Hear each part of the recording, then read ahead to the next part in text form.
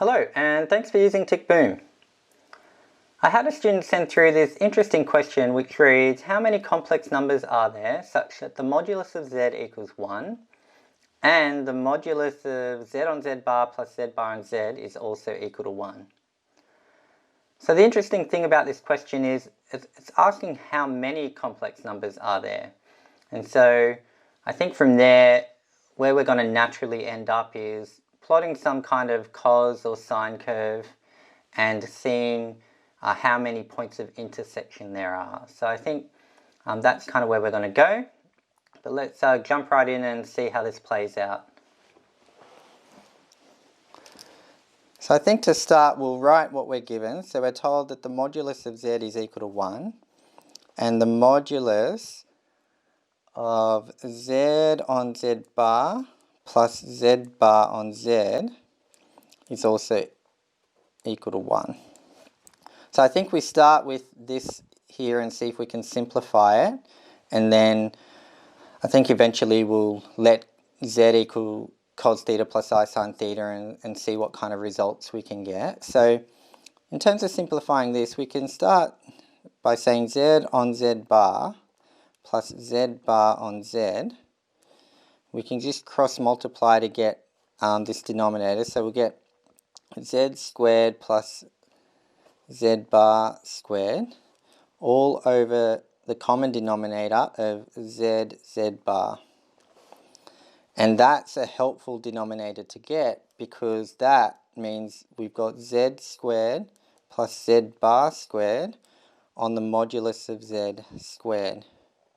And we can say that because we know that z bar is equal to the modulus of z squared. That's a common result that we rely on. Now that means we can simplify this further because we've been told the modulus of z is 1. So this denominator just becomes 1 squared, which is 1. So we're just dividing by 1. So this simplifies right down to z squared plus z bar squared.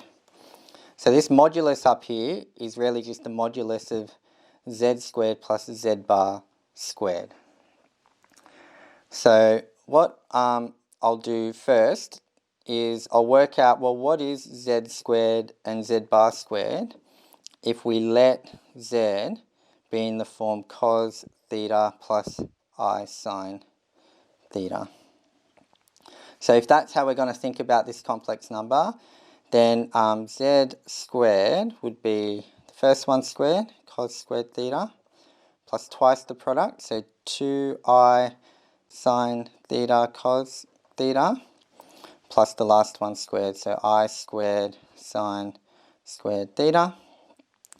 So that will then become cos squared theta, and this I squared will become minus 1, so we get minus sine squared theta, plus, and how I write this is I times 2 sine theta cos theta.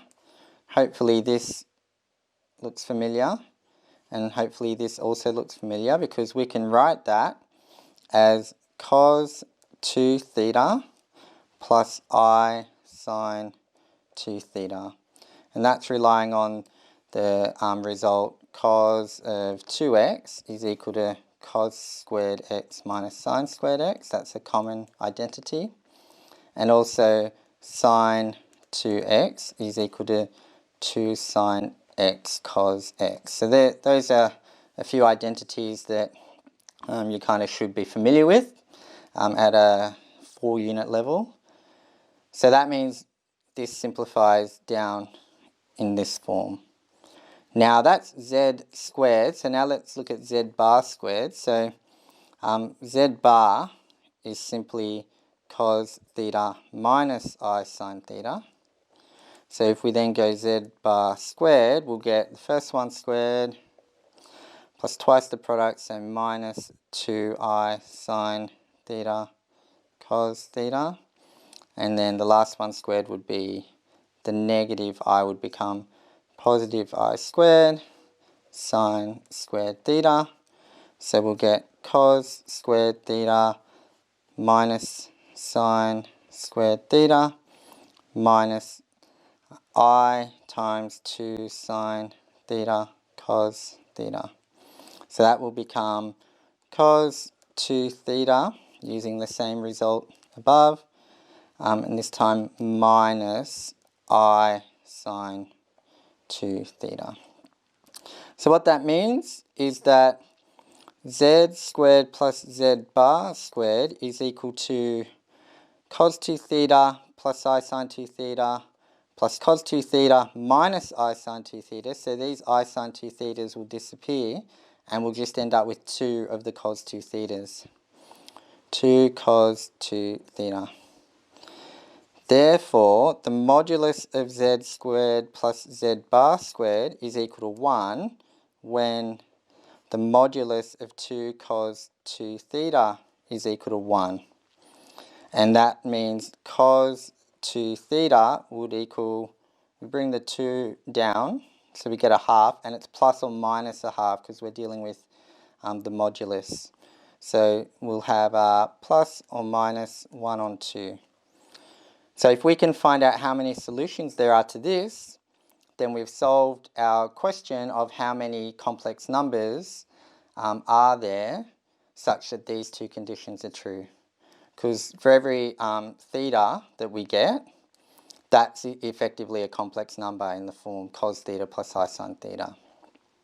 So what I might do is I'll turn over, and now all we need to do is work out how many solutions there are. We haven't actually been asked to find the solutions, so I think it will help to draw up just a chart of the cos curve.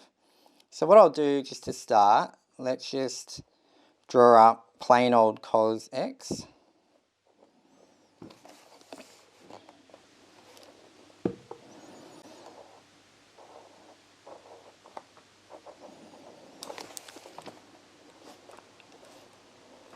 So we say x and y for our x's. This will be pi, 2 pi, 0, and we'll just go 1 and negative 1. So the simple cos curve just looks like this, intersecting at pi on 2, coming to negative 1 at pi, and then coming back up for 1 full cycle. So that's y is equal to cos of x. But what we're concerned with is cos of 2x. And in terms of this diagram, what it means is between 0 and 2 pi, instead of coming through 1 cycle, we'll have had 2 cycles. So if I draw that again, just on an axis directly beneath, we'll see the impact there.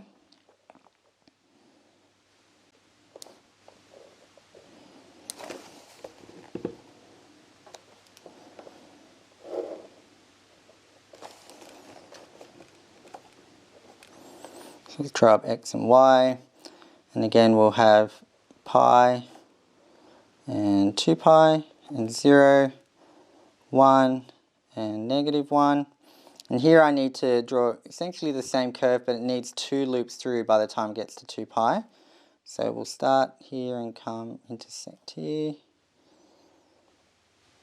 and then back up at pi, and then repeat.